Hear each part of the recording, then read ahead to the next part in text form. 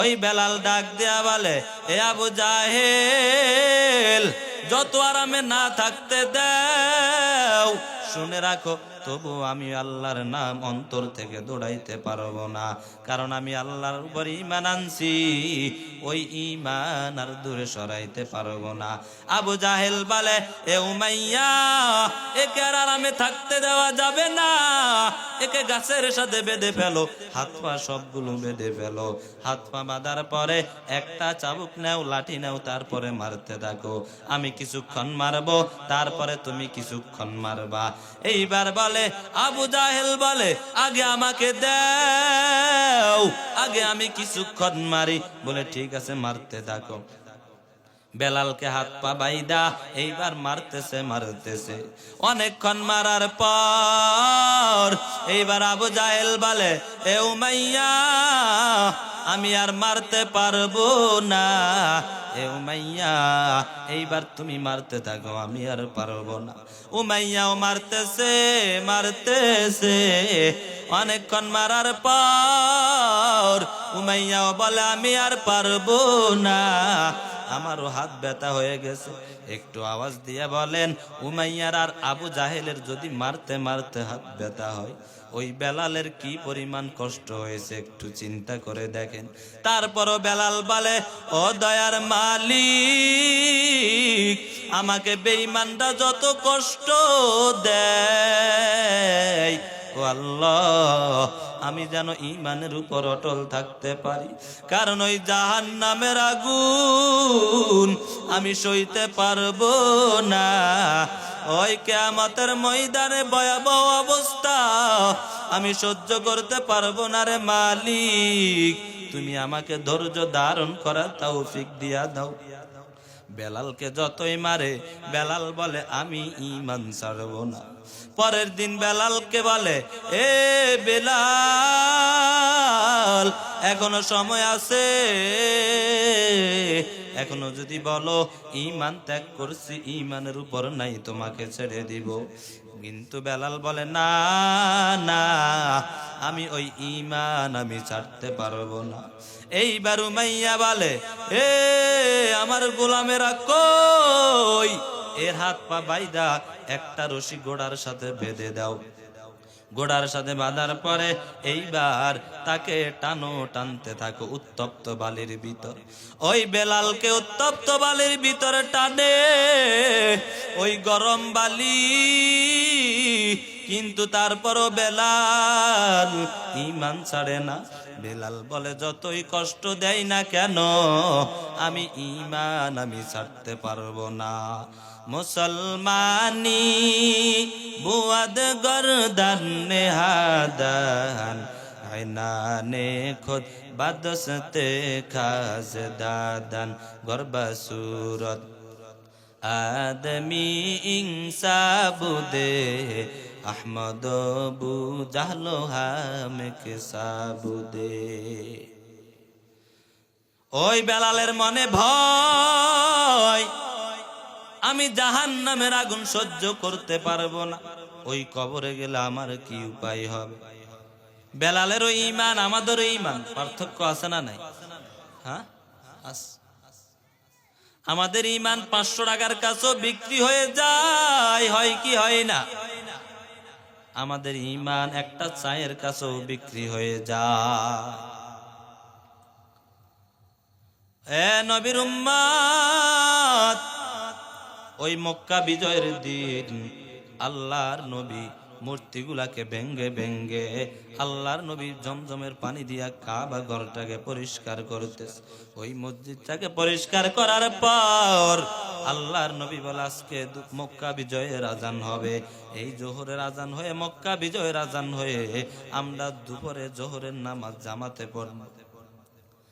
আল্লাহর নবী সাহাবীদেরকে নিয়ে বসছেন, আজকে মক্কা বিজয়ের আজান কে দিবে? আজকে মক্কা বিজয়ের আজান কে দিবে? তোমরা একটু পরামর্শ দাও, সবাই একটু পরামর্শ দাও। আল্লাহর নবী সবার থেকে পরামর্শ নিতেছে। একজনে দাঁড়াইয়া বলে, আজকে মক্কা বিজয়ের আজান আর কেউ দিবে না, আজকে মক্কা বিজয়ের আজান দিবে হযরতে আবু বকর রাদিয়াল্লাহু তাআলা আনহু। কারণ ওই আবু বকর আপনার হিজরতের সাথী হয়েছে। আপনি বলেছেন আপনার একটা কঠিন সফর হয়েছে মক্কা থেকে মদিনায়, আর ওই দিনের কঠিনের সময় ওই দিনের হিজরতের সাথী ছিল হযরত আবু বকর। আর আপনি বলছেন আমি নবী আবু বকরের ঘরের সামনে যাই। আবু বকরের ঘরের সামনে যাওয়ার পর আবু বকরের সামনে যাই আস্তে করে ডাক দিলাম, আবু বকর। আবু বকর সাথে সাথে বলে লাব্বাইক ইয়া রাসূলুল্লাহ। সাথে সাথে আবু বকর বলে ও আল্লাহর পয়গম্বর, আমি আবু বকর হাজির। আমি আশ্চর্য হয়ে গেলাম। আমি বললাম আবু বকর,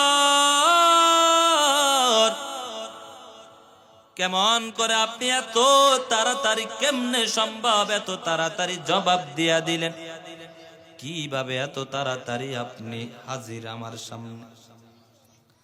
আবু বকর ডাক দিয়া বলে ও পয়গম্বর, বহু আগে একদিন আপনি ইশারাতেন আমাকে বলেছেন আবু বকর আমার এই মক্কা থেকে মদিনায় একটা সফর হবে, কঠিন একটা সফর হবে।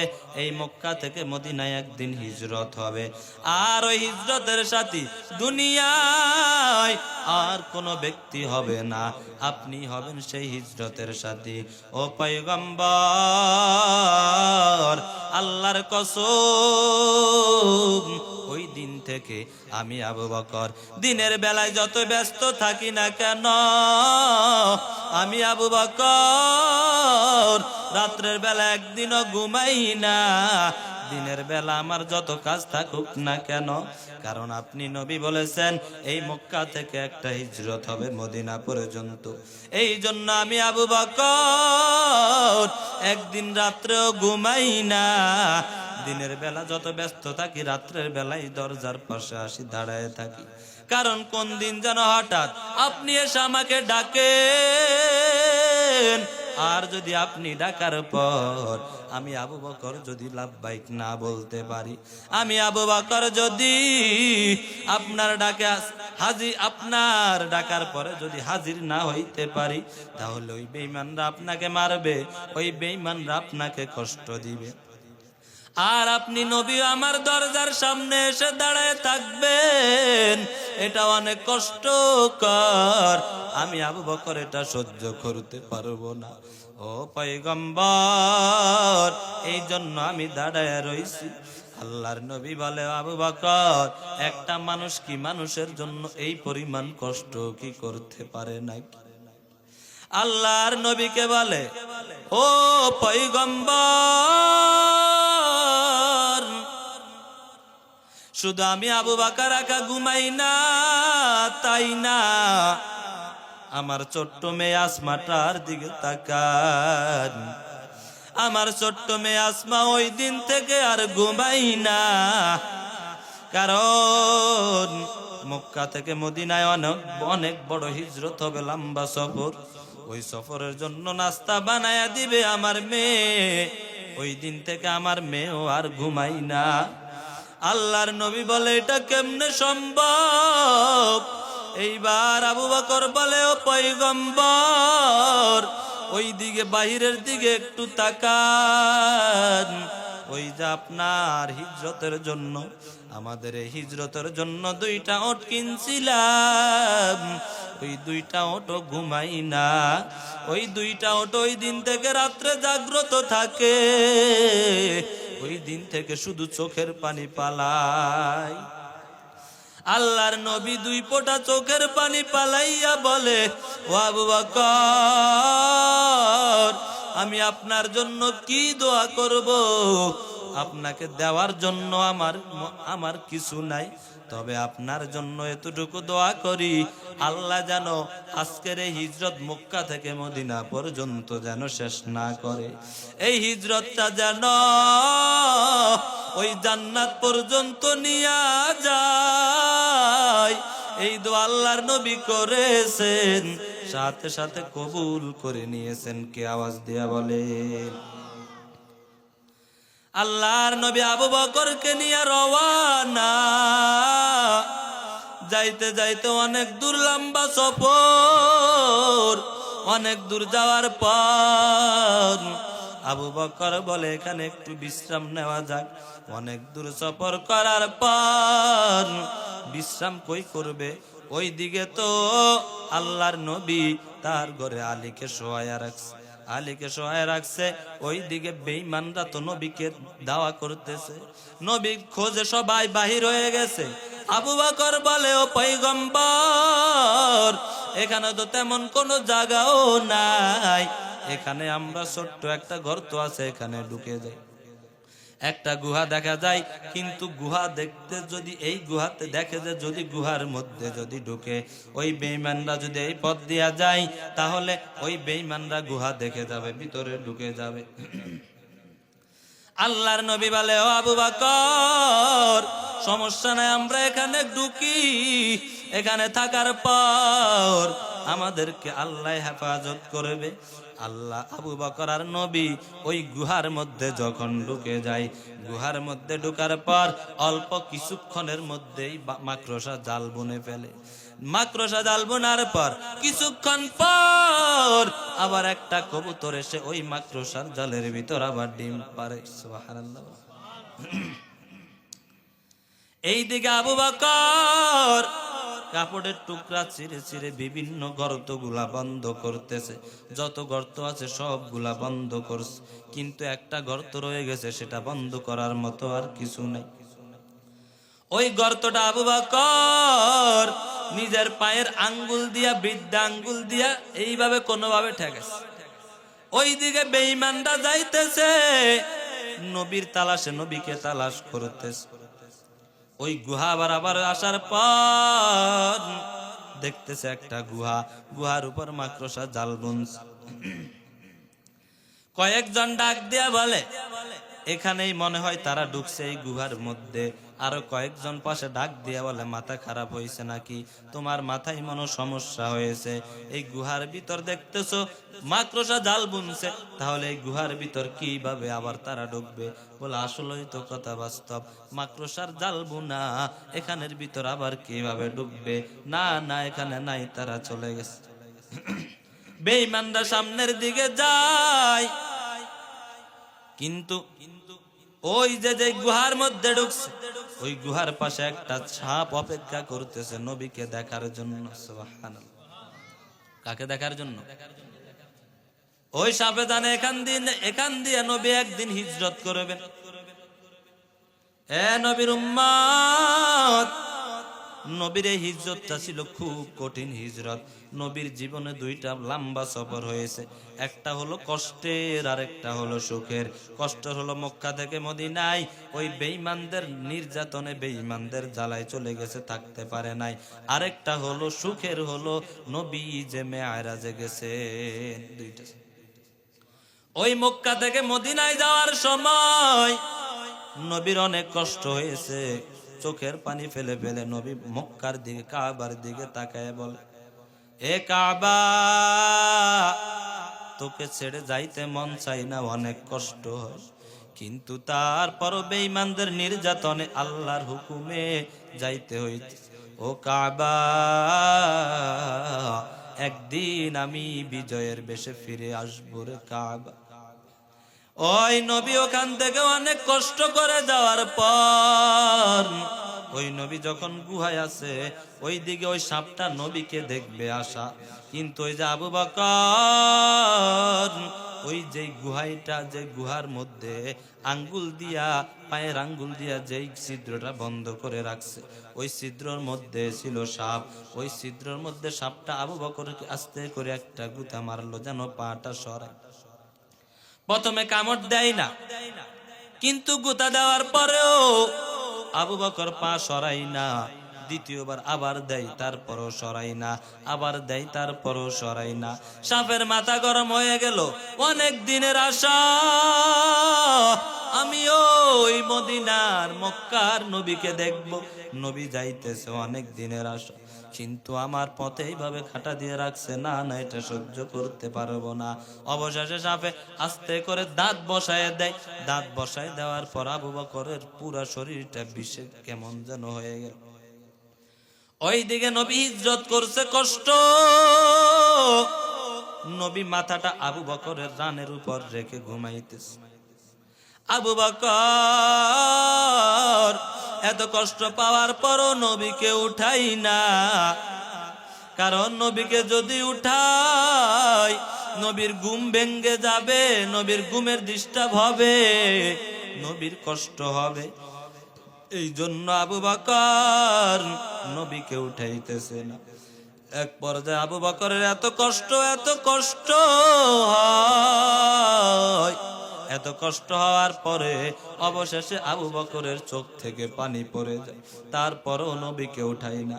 আবু বকরের অজান্তে নবী আবু বকরের 2 ফোঁটা চোখের পানি কিংবা 1 ফোঁটা চোখের পানি নবীর গায়ে যখন পড়ে, চেহারার উপর পড়ে, সাথে সাথে নবীর ঘুম ভেঙ্গে যায়।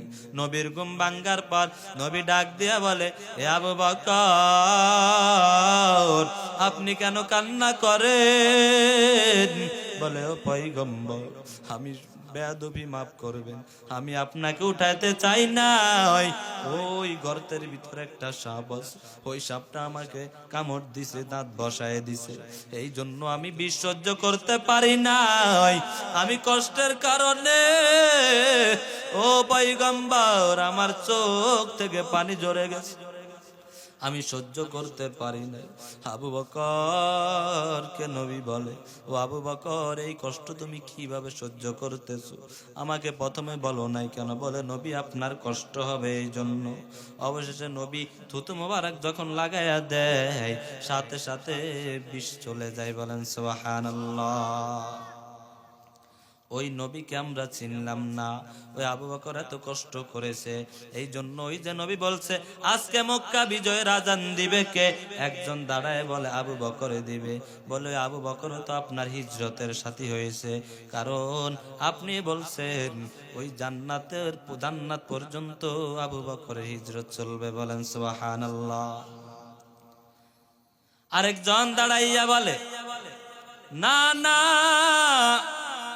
আজকে মক্কা বিজয়ের আজান দিবে হযরত ওমর, কারণ এই মক্কার জমিনে 39 জন মুসলমান হওয়ার পরে 40 নম্বরে মুসলমান হয়েছে হযরত ওমর।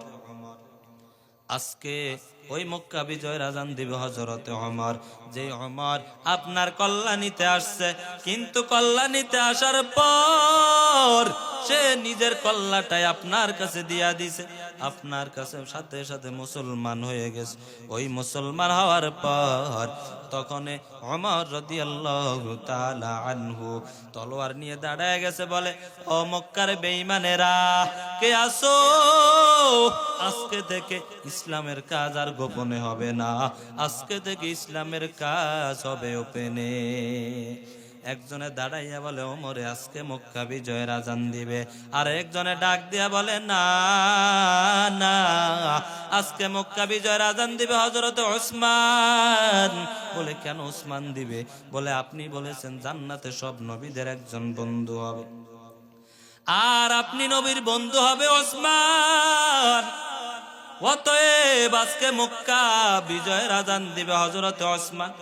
আরেকজন দাঁড়ায় বলে, আজকে মক্কা বিজয়ের আজান আর কেউ দিবে না, মক্কা বিজয়ের আজান দিবে হযরত আলী। বলে, কেন? বলে, আপনি নিজেই বলেছেন আপনি হলেন হিকমতের ঘর, আর ওই হিকমতের দরজা হলো হযরত আলী। আল্লাহর নবী ডাক দিয়া বলে, তোমাদের পরামর্শ শেষ, এখন ফয়সালা দিবেন কে? আরো জোরে বলেন কে? ফয়সালা দিবেন আল্লাহ। আল্লাহর নবী ফয়সালার অপেক্ষা, আল্লাহর নবী অপেক্ষা করতেছেন। ওইদিকে জিব্রাইল আমিন হাজির। জিব্রাইল আমিন বলে, ও পয়গম্বর, আল্লাহ পাক হুকুম দিয়েছেন, আল্লাহ পাক ফয়সালা দিয়ে দিয়েছেন, আজকে মক্কা বিজয়ের আজান হযরত আবু বকর দিবে না, আজকে মক্কা বিজয়ের আজান হযরত ওমর দিবে না। আজকে মক্কা বিজয় আজান হযরত ওসমানও দিবে না, আজকে মক্কা বিজয় আজান আলীও দিবে না, আজকে মক্কা বিজয় আজান দিবে ওই আফ্রিকার জঙ্গলের কালো বেলাল। ও পয়গম্বর, আজকে মক্কা বিজয়ের আজান আর কারো কণ্ঠে হবে না, আজকে মক্কা বিজয়ের আজান হবে বেলালের কণ্ঠে। বলেন সুবহানাল্লাহ। এইবার আল্লাহর নবী বলে, ও বেলাল কই আছো, আয় আয় আয়। তুই বুঝি আল্লাহর কাছে এত দামি হয়ে গেলি, তোর চামড়াটা যদিও কালো কিন্তু তুই আল্লাহর কাছে অনেক দামি হয়ে গেলি। সবাই তো আশ্চর্য হয়ে গেল, ওই বেলাল এত কালো, এত কালো, হাতের তালুও কালো, পায়ের তালুও কালো, কিন্তু তারপরও আল্লাহর কাছে এত দামি হয়ে গেছে। মক্কা বিজয়ের আজান বলে কেউ দিবে না, দিবে বেলাল। এ নবীর উম্মত, আজ আমরা ওই বেলাল আল্লাহর গোলাম, আমরাও আল্লাহর গোলাম। ওই বেলাল আল্লাহর উপর ঈমান আনছে, আমরাও আল্লাহর উপর ঈমান আনছি, কিন্তু তার ঈমান আমাদের ঈমান এক হইতে পারে না। আজকাল আমাদের ঈমান কেমন? আমাদের ঈমান একটা 500 টাকার নোটের কাছেও বিক্রি হয় কি হয় না? হয়। মেম্বার চেয়ারম্যান বোর্ড আসলে দেখা যায় কার ঈমান কতটুকু। আল্লাহ পাক রব্বুল আলামিন আমাকে এবং আপনাদেরকে যেই আলোচনা করেছে এই কথাগুলোর উপরে, আলোচনার উপর আমল করার তৌফিক দান করুক। সবাই বলেন আমিন। ওয়া আখিরি দাওয়ানা আনিল হামদুলিল্লাহি রাব্বিল আলামিন। দুনিয়ার মধ্যে সব ব্যস্ততা হইতে আজকের এই মাহফিলে আসার এবং বসার তৌফিক দান করেছেন। এই জন্য আমরা সবাই অন্তর ও অন্তরস্থল থেকে কালিমাতুশ শুকর আদায় করি, আলহামদুলিল্লাহ। আল্লাহ পাক বলেন, যেই বান্দা আমার নেয়ামত পাইয়া নেয়ামতের শুকর আদায় করবে, আমি আল্লাহ পাক রব্বুল আলামিন তার নেয়ামত বৃদ্ধি করে দিই। সুবহানাল্লাহ বলবেন না? আর আল্লাহ বলেন, যেই বান্দা নেয়ামত পাইয়া নেয়ামতের শুকর আদায় করবে না, আল্লাহ তাআলা বলেন, ইন্না আযাবি লাশাদীদ, নিশ্চয় আমার আযাব অনেক কঠিন। তার মানে আল্লাহ বুঝাইতেছেন যে নেয়ামত পাইয়া যদি নেয়ামতের শুকর আদায় না করে তাকে কি দিবেন? আযাব দিবেন। কি দিবেন? মাহফিলে যে আসছেন বসছেন, এটা কার নেয়ামত? আরো জোরে বলেন, কার নেয়ামত? জবান দান করেছেন কে? যে আল্লাহ জবান দান করছেন, ওই আল্লাহর জবান দিয়া ওই আল্লাহর নাম নিতে কষ্ট হয়? এই জবান কোন এমপি দিছেন? কোন মন্ত্রী? কোন চেয়ারম্যান মেম্বার দিয়েছেন? কে? আরো জোরে আওয়াজ দিয়ে বলেন, এই জবান দান করেছেন কে? আল্লাহ দিয়েছে। কিন্তু সে আল্লাহর দেওয়া জবান দিয়া আমরা আজকাল আল্লাহর নাম নিতে কষ্ট।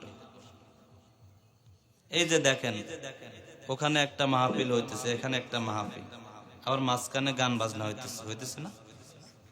এখানেও যদি তারা চাইতো, তারা গান বাজনার আয়োজন করতে পারতো না?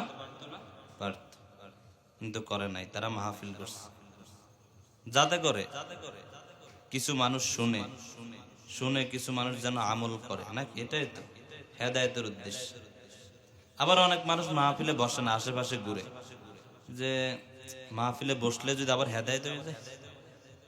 অনেকে ডরে বসে না যে মাহফিলে বসলে যদি আবার নামাজিওয়ালা হয়ে যায়, মাহফিলে বসলে যদি আল্লাহ রাসূলের তরিকার মতো হয়ে চলি, অনেকেই ডরে বসে। হেদায়েত পাওয়ার জন্য আল্লাহর কাছে দোয়াও করা লাগবে। এই মাহফিলটাও হেদায়েতের একটা মাধ্যম, কি মাধ্যম না? মাধ্যম।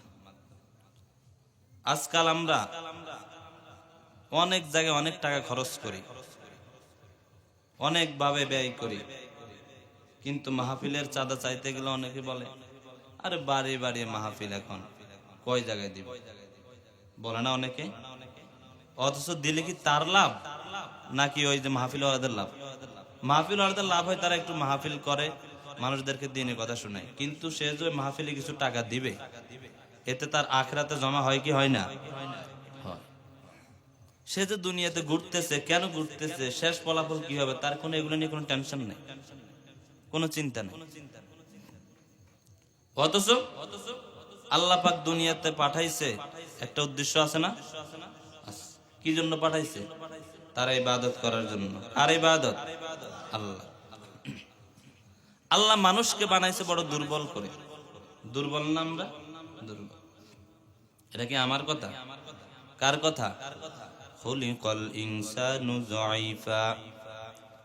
আল্লাহ পাক রব্বুল আলামিন বলেন, আমি আল্লাহ মানুষকে বানাইছি বড় দুর্বল করে। মানুষ দুর্বল না সবল? আমার কথা বুঝেন না? মানুষ বড় দুর্বল। মানুষ খাওয়ার দিকেও দুর্বল, মানুষ চলার দিকেও দুর্বল। একটা মানুষ সব দিক দিয়ে দুর্বল। কি দুর্বল না? আওয়াজ দিয়ে বলেন। একটা গরুর দিকে তাকান, গরু যেই পরিমাণ খায়, মানুষ কি সেই পরিমাণ খাইতে পারে? একটা হাতির দিকে তাকান, হাতি যেই পরিমাণ খায়, মানুষ সেই পরিমাণ খাইতে পারে না। কথা বলেন ঠিক কিনা? আবার একটা ঘোড়া যেই পরিমাণ দৌড়াইতে পারে, মানুষ সেই পরিমাণ দৌড়াইতে পারে না।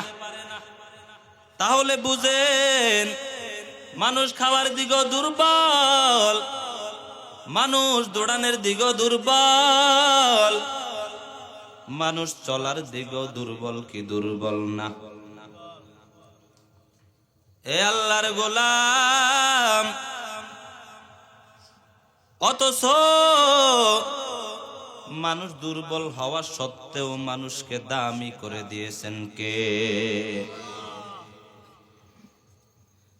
এ নবীর উম্মত, আল্লাহ বলে, ওয়ালাকাদ কাররামনা বানি আদম। আমি আল্লাহ বনি আদমকে অনেক সম্মানিত করেছি। কার কথা? আওয়াজ দিয়ে বলেন। আল্লাহর কথা। এখন প্রশ্ন করতে পারেন, হুজুর আপনি একটু আগে বলেছেন, আল্লাহ বলেছেন মানুষ বড় দুর্বল। ওই দুর্বল হইলে সে আবার সম্মানী হয় কেমনে? এ আল্লাহর গোলাম, একটা ফ্যামিলির দিকে তাকান।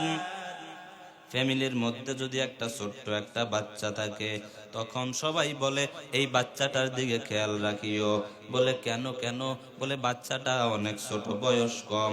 খবরদার, সাবধান, বাচ্চাটা যেন বাহিরে না যায়, বাচ্চাটা যেন এদিক সেদিক না যায়, একটু সবাই খেয়াল করো। সবাইকে বলে কি বলে না? অথচ ওই বাচ্চাটা দুর্বল, অথচ তার কত সম্মান। সবাই তার দিকে খেয়াল রাখে, নজর রাখে, কারণ বাচ্চাটা দুর্বল। এই দুর্বলতায় তার সম্মানের কারণ কি? কারণ না। ওই বাচ্চাটার বয়স কম, বাচ্চাটা বড় দুর্বল। এই বাচ্চাটার দুর্বল হওয়াটাই হলো বাচ্চাটার সম্মান। সবাই তার দিকে নজর রাখে, খেয়াল রাখে। তেমনি ভাবে আমরা মানুষ বড় দুর্বল। এই মানুষ আমরা দুর্বল হওয়াটাই আমাদের সম্মানের লক্ষ্য। সুবহানাল্লাহ বলবেন না? সুবহানাল্লাহ আজকাল বাইর হয় না মুখ দিয়ে। বাইর হইবে কিভাবে? কারণ আমাদের মুখটাই আজকে আমরা গুনাহ করতে করতে নাপাক করে ফেলছি। কথা বলেন ঠিক কিনা? সারাদিন এই মুখ দিয়া করে মানুষের গীবত নাকি? সারাদিন এই মুখ দিয়া করে মানুষের সমালোচনা, সারাদিন এই মুখ দিয়া করে মানুষের পিছনে পিছনে দোষ কিভাবে চর্চা করে, এগুলো এই মুখ দিয়ে সুবহানাল্লাহ বাইরে তো কষ্ট আছে।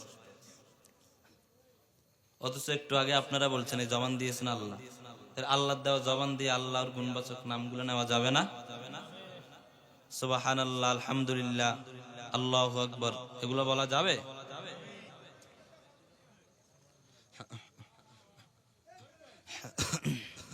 কিন্তু দুর্বল হওয়া সত্ত্বেও আমাদেরকে সম্মান দিয়েছেন কে? আরো জোরে আওয়াজ দিয়ে বলেন, সম্মান দিয়েছেন কে? আল্লাহ বলে ওয়ালাকাদ কাররামনা বানি আদম। মানুষ বড় দুর্বল, কিন্তু দুর্বল হওয়া সত্ত্বেও একটা হাতি মানুষ থেকেও সবল কি সবল না? মানুষ থেকেও সবল, কিন্তু একটা দুর্বল মানুষ ওই হাতিকে চালায় কি চালায় না? গরু মহিষের দিকে তাকান, ওই গরু মহিষ গুলাকেও মানুষ চালায়, অথচ মানুষ বড় দুর্বল। কিন্তু দুর্বল হওয়া সত্ত্বেও মানুষ গরু মহিষদেরকে চালায়, তাদেরকে বলে ডানে যাও, ইশারা ইঙ্গিতে বোঝায় তারা ডানে যায়। বলে বামে যাও, তারা বামে যায়। বলে সামনে যাও, সামনে যায়। অথচ মানুষ বড় দুর্বল, দুর্বল হওয়া সত্ত্বেও তাদেরকে মানুষ চালায়। সম্মান দিয়েছেন আমার আল্লাহ। এ নবীর উম্মত, একবার ইমাম আবু হানিফার জামানায়, ইমাম আবু হানিফা তখন অনেক ছোট, নোমান ইবনে সাবিত।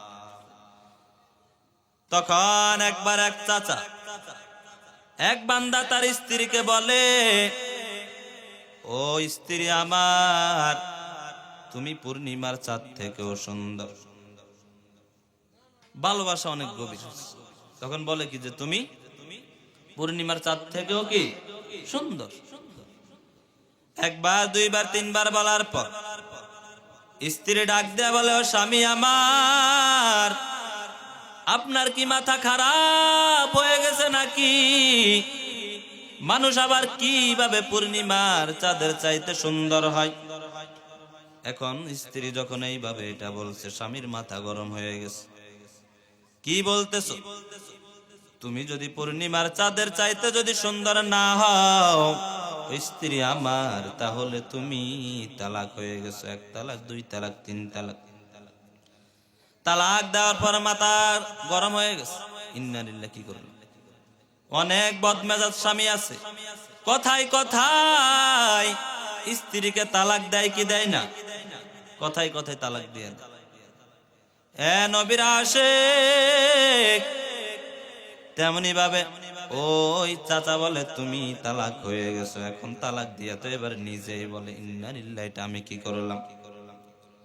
বাইরে বের হয়ে গেছে, হুজুরের কাছে যাই, হুজুর, আমি তো আমার স্ত্রীকে এইভাবে তালাক দিয়া দিছি। ও হুজুর, একটু বলেন এখন কি উপায়? আমার স্ত্রী কি তালাক হয়েছে নাকি? বলে হ্যাঁ, তালাক হয়ে গেছে। বলে কারণ তোমার স্ত্রী তো পূর্ণিমার চাঁদের চাইতেও সুন্দর না।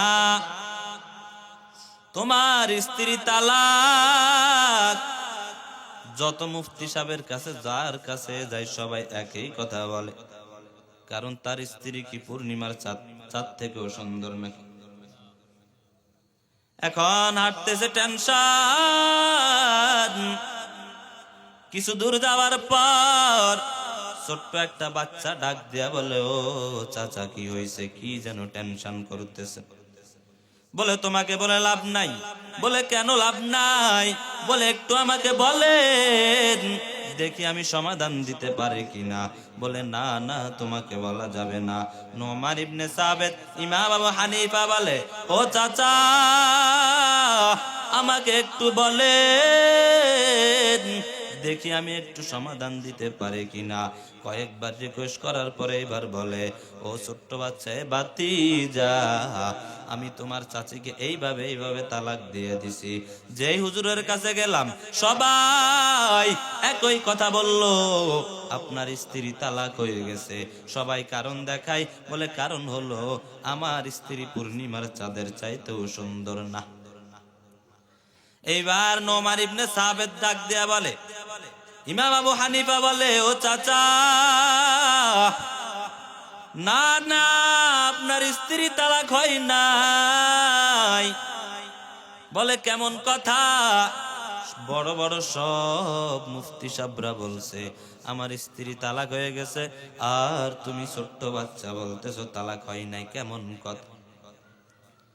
বলে চাচা শুনেন,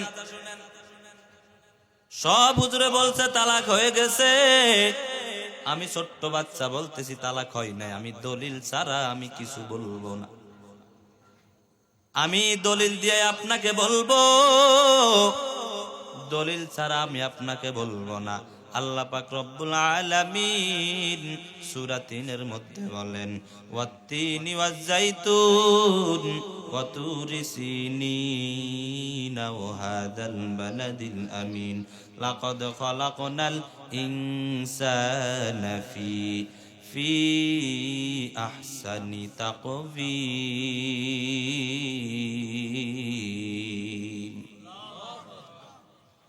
আল্লাহ পাক রব্বুল আলামিন এই সূরা ৩ এর মধ্যে ৪টি কসম খেয়েছেন। এক নাম্বার ওয়াত্তিন, ৩ ফলের কসম খেয়েছেন, ওয়াজ্জাইতুন, জাইতুন ফলের কসম খেয়েছেন, ওয়া তুরি সিনিন, এই সিনাই পর্বতের কসম খেয়েছেন, ওয়া হাযাল বালাদিল আমিন, ৪ নম্বরে এই নিরাপদ শহর অর্থাৎ মক্কার কথা বলেছে। এই ৪টি জিনিসের কসম খেয়ে আল্লাহ বলেন লাকাদ খালাকনাল ইনসানা ফি আহসানি তাকওয়িম। আল্লাহ পাক রব্বুল আলামিন বলেন আমি আল্লাহ মানুষকে সৃষ্টি করেছি ফি আহসানি তাকওয়িম, সুন্দরতম গঠনে সুন্দর সৃষ্টি করেছি। আহসান ইসমে তাফজিলের সিগা, যারা আলেম ওলামা আছে তারা বুঝবে, অর্থাৎ সবচেয়ে সুন্দর। ওই নোমান ইবনে সাবেদ ডাক দেয়া বলে আল্লাহ পাক রব্বুল আলামিন মানুষকে বানাইছে সবচেয়ে সুন্দর করে, অতএব মানুষ পূর্ণিমার চাঁদের চাইতো সুন্দর, মানুষ আসমান থেকেও সুন্দর, জমিন থেকেও সুন্দর, অতএব মানুষ দুনিয়ার সব সৃষ্টি থেকে সুন্দর। ওই নোমান ইবনে সাবেদ ডাক দেয়া বলে এ চাচা আপনার স্ত্রী তালাক হয় নাই, কারণ মানুষ হলো সবচেয়ে সুন্দর। তাহলে এবার বলেন তো দেখি কোরআন দ্বারা প্রমাণ পাইছেন কি পান নাই? কথা বুঝেন না? কোরআন দ্বারা প্রমাণ পাইছি আমরা সবচাইতে সুন্দর কি সুন্দর না? আল্লাহ বলে বান্দা আমি আল্লাহ দুর্বল বানাইছি, কিন্তু দুর্বল বানানোর পরও আমি আল্লাহ সবচেয়ে সুন্দর বানাইছি, আমি আল্লাহ সবচেয়ে সম্মান দিয়েছি। এ বান্দা তোমরা হলা মানুষ, কিন্তু এই মানুষকে সৃষ্টি করেছে, এই মানুষকে সেজদা করেছে নূরের তৈরি ফেরেশতা। এই যে এতক্ষণ শুনলেন মানুষ সবচেয়ে সুন্দর কি সুন্দর না, কিন্তু এত সুন্দর করে কেন বানাইছে? আল্লাহর একটা উদ্দেশ্য আছে না নাই? আমরা দোকান দেয় একটা উদ্দেশ্য আছে না নাই? আমরা একটা সুন্দর করে বাড়ি সাজাই, বাড়ি ঘর করি, ওই বাড়ি ঘর করার পিছনে একটা উদ্দেশ্য আছে না নাই? তেমন এভাবে আল্লাহ বলে এ বান্দা আমি আল্লাহ তোরে বানাইছি, আমারও একটা উদ্দেশ্য আছে। আল্লাহ বলেন মা খালাকতুল জিন্না ওয়াল ইনসা ইল্লা লিয়াবুদুন।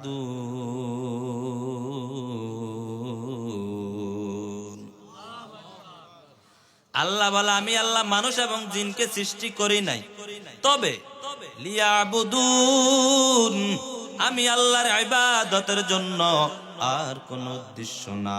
আমি আল্লাহ মানুষ এবং জিনকে বানাইছি একমাত্র তারা আমার ইবাদত করবে।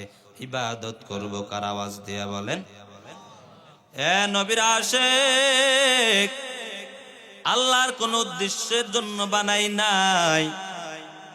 এখন বলতে পারেন তাহলে কি দোকান করব না, ব্যবসা বাণিজ্য করব না, খেত খামারে কাজ করব না? আল্লাহ তো বলেছে মানুষকে বানাইছে তার ইবাদতের জন্য, তাহলে বাকি কাজ করবে কে? এ বান্দা,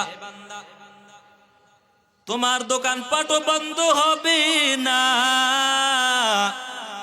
ব্যবসা বাণিজ্য বন্ধ হবে না, তুমি যত কাজ করবা করো, তবে আল্লাহর গোলামি ঠিক রেখে। কার গোলামি? আওয়াজ দিয়ে বলেন। মা খালাকতুল জিন্না ওয়াল ইনসা বিখা, নিস্তে মাকসুদ জুজ ইবাদত আজ জাহা। আল্লাহ আল্লাহ তু মেরা মাবুদ হায়, अल्लाह अल्लाह तू मेरा माशूक है। या इलाही मुझसे मुझको दूर कर, ताकि देखो मुझ में तुझको एक नजर। আজকে আমাদের সব কাজ ঠিক থাকে, কিন্তু আল্লাহর গোলামি হয় না।